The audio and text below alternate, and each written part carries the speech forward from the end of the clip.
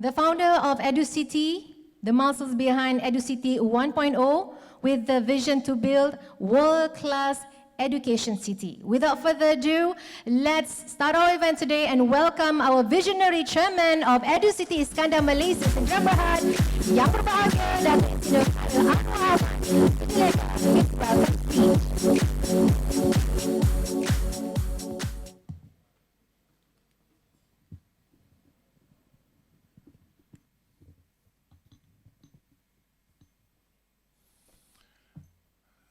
Assalamu alaikum and a very good afternoon to everyone.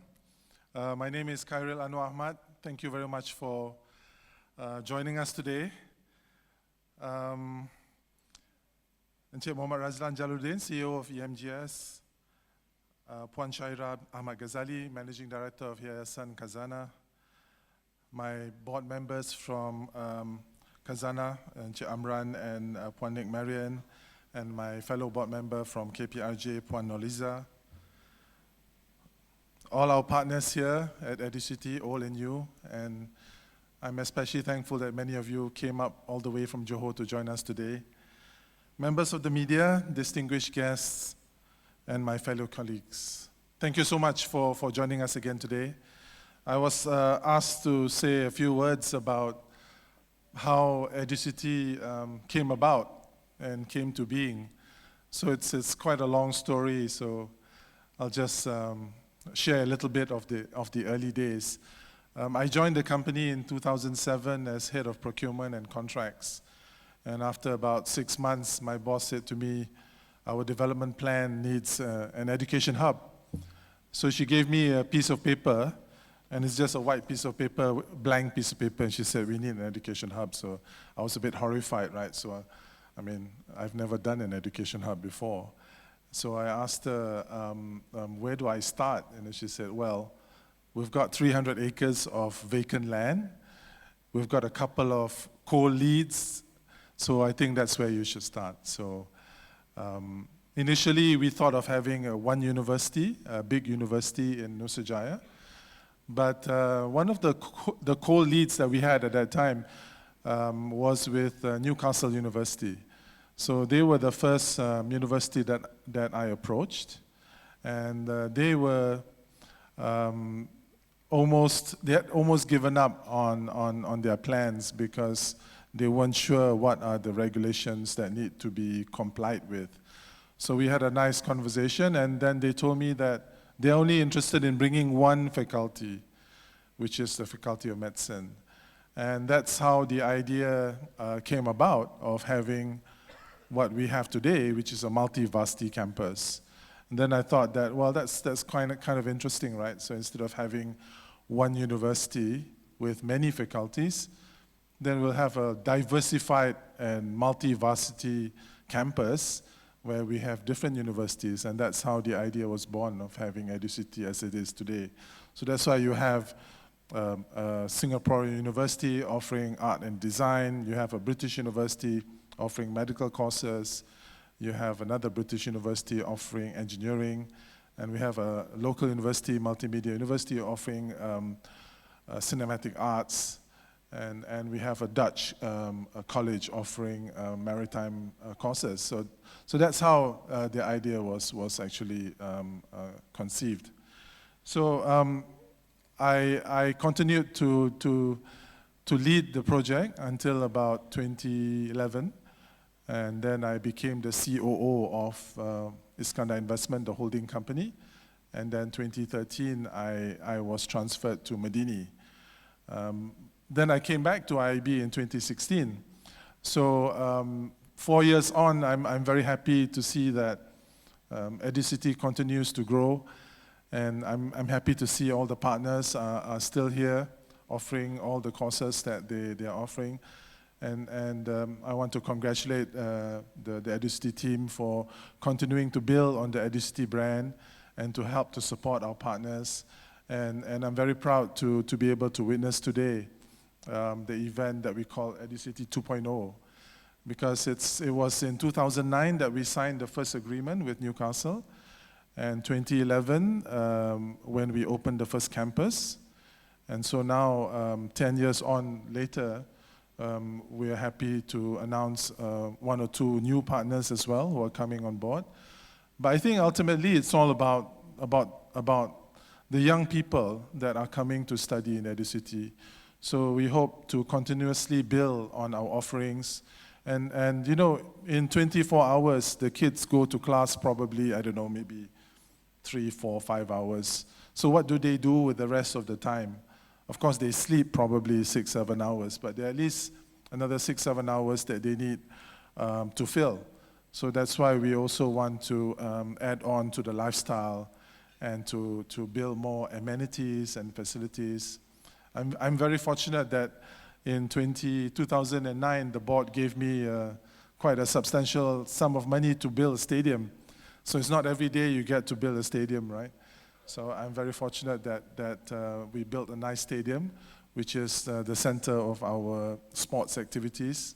And in the last 1 year, we added more facilities. We built a second pool, a warm-up pool. In fact, we have a representative from Majlis Sukan Negara Johor here. And yesterday, the Minister of Sports also paid us a visit. And I think sports is another area that we hope to also build upon in EduCity. In fact, we'll be hosting a couple of events in Sukma, which is the National Junior Youth Games, Under 23 Games, which was supposed to be held last month, but it's been postponed to the middle of next year.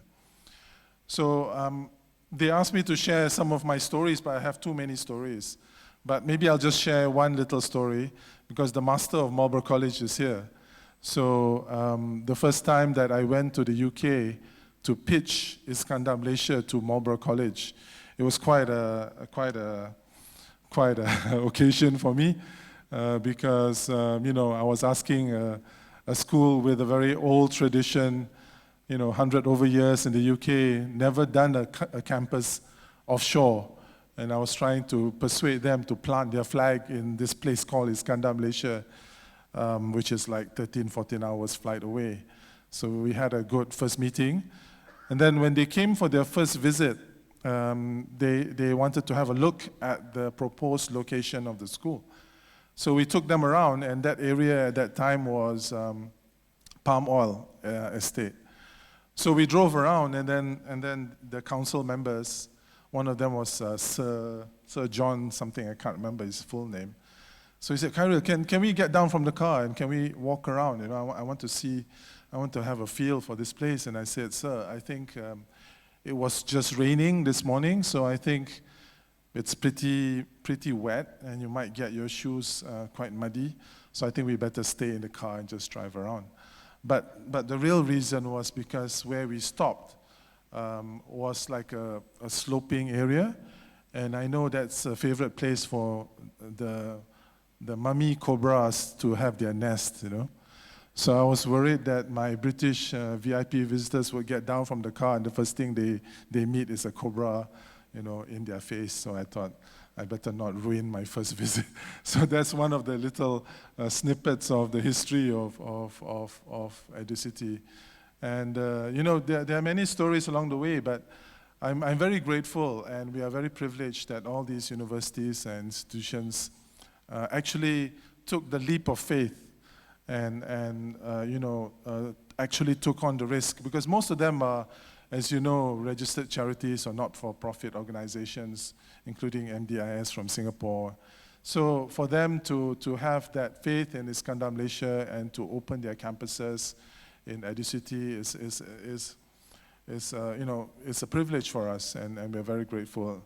And of course, we are also grateful to the support of the federal government and the state government and all the agencies that have worked with us over the years, Ministry of Higher Education, also MQA, and all the various agencies also at state level.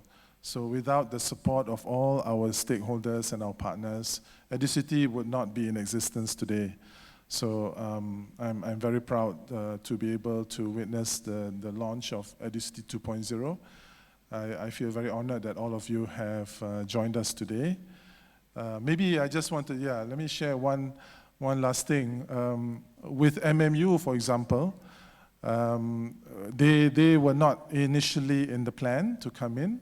So Khazanah invested in a very big recording studios as part of the creative industry. It's called Iskandar Malaysia Studios.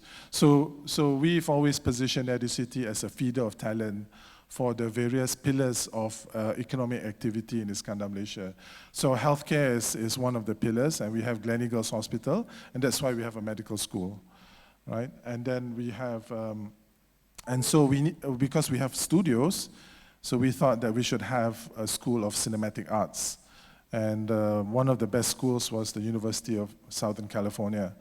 So we had some contacts there. So I went to LA, to USC, and I went to see the dean. Her name is Elizabeth Daly.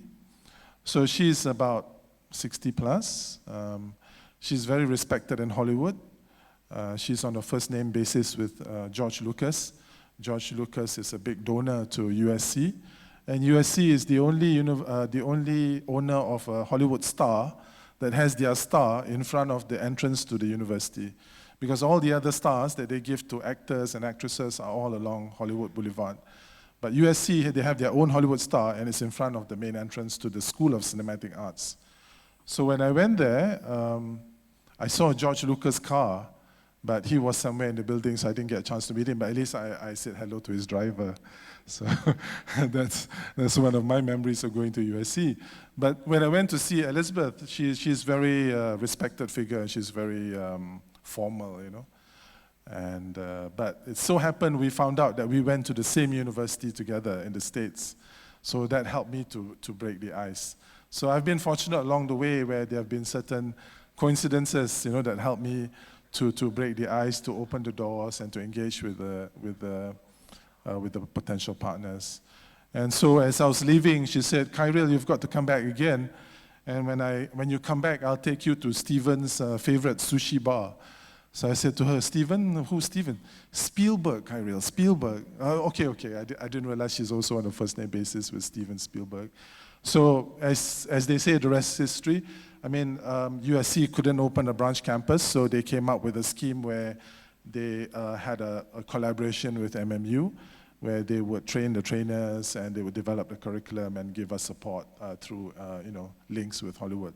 So that's another story from my days of trying to persuade all the various partners to come to EduCity. And maybe one last little story was our first campus, Newcastle. The Minister of Higher Education at that time was Tokpa, and that was in 2008. So he wanted to give that license personally, which is establishment approval, to Newcastle. So I told the I told the Masales that we have to go up to Kelantan. So they said, "Where is Kelantan?" I said, "Kelantan is the further northernmost state, and we have to go to the minister because he's busy campaigning, because at that time it was the general elections." So I flew with the dean of the medical school, Professor Jordan, and Elizabeth Smith. So he said, "Where are we going?" I said, "We're going to Newcastle." "What do you mean Newcastle?" He said, "No, Kota Baru. We're going to Kota Baru, which is Newcastle in Bahasa, Malaysia." So we flew all the way to Kota Baru. And when we got out of the airport, the whole city was full of all these flags, right? PAS flags and Barisan flags, because it was election fever. And they said, "Wow, is it always like this in Kota Baru?" I said, "No, but it's election fever, so this is the height of the election fever." So we met with Tokpa in one of the hotels, and so he was happy to give the first license to the first campus in the EduCity. So that was a very proud moment for me as well. And then after that, I took them to the pasar, So they were quite fascinated to see all the pasar, because they said, "How come all the people trading at the pasar are all ladies?" I said, "Because the ladies control the Kelantan economy." So they were quite intrigued by going to Newcastle, the Newcastle equivalent of Kelantan. So that's another little story that I wanted to share with you. But I also welcomed the first ever foreign student to EduCity in 2010. He was an American boy who came all the way from California to study medicine, British medicine in a place called EduCity Iskandar. So I greeted him and I asked him, so why did you come to EduCity, you know? Why didn't you go to Newcastle in the UK? Because he said, I'm an American, but I think Asia is where the action is taking place. So I want to study medicine, but I want to study in Asia, and Newcastle to me is the place to be, and Malaysia is the crossroads of trade, you know, in Asia. So quite an interesting experience. But I was also a bit horrified because the next day, when I met him, because at that time the students were not enrolled yet, so he was the first student there, and I took him out for lunch, and when I picked him up, he had all these red dots, you know, on his arm and his face. So I said, "What happened to you?" And they said, "I don't know. There's some insect. They say mosquito. So they can get no mosquito all over his." So I was thinking, "Oh man, my first student from abroad kena dengue, and that's the end of my campus." Yeah? So, but luckily he didn't get dengue, and he survived, and he studied medicine in Newcastle. So those were the early days, you know, in 2008, 2009. I remember that Newcastle used the largest law firm in the world to negotiate the agreement. So we had to fight over this agreement for about, I think, 15 months before we actually signed. The Dutch were the fastest, so and MMU, but the British universities very, very careful, very risk adverse. But I remember also Alan, Richard Fleck, the lawyer who acted on behalf of Marlborough. I used to like going to his office in Liverpool Street to negotiate the agreement, because in every meeting room they have a lot of chocolates. So I don't know whether that's a ploy as part of their negotiating tactics, but I used to enjoy the chocolates in their office. So anyway, I don't want to take up too much of your time. I've got lots of stories, but I think I'll leave it to Ahmad. I think he has a lot more to share with you on the way forward and our vision for the coming decade. I thank all of you for your support, and we are always grateful that more and more students are coming to EduCity. At the end of the day, it's all about educating the young people of Malaysia. I think our priority has always been to bring quality education, diversified courses, and by having a sports facility, I feel it's a very important part of the overall ecosystem that we have in EduCity. I'm a bit biased, you see, because I know a lot of young kids today, they prefer to play esports, which is sports on the screen. And we had a big esports tournament last year, but I'm a traditionalist, you know. I used to play rugby, so I still think it's good to sweat it out and go boxing or go swimming or play football at our facilities. So I think that for me, sports is so important because of discipline, teamwork, commitment. So I think we're very fortunate that we have all these facilities in EduCity. So thank you very much again for joining us today. I hope you have a fruitful afternoon, and I hope to see you sometime during the afternoon. And for all our partners, I wish you all the best in the new term. I know the pandemic has brought a lot of challenges, but I think by us working together, collaborating together, pooling our resources together, I'm sure there's no challenge that we cannot overcome. And I look forward to welcoming the next batch of students in EduCity in the coming weeks. So thank you very much, and enjoy your afternoon.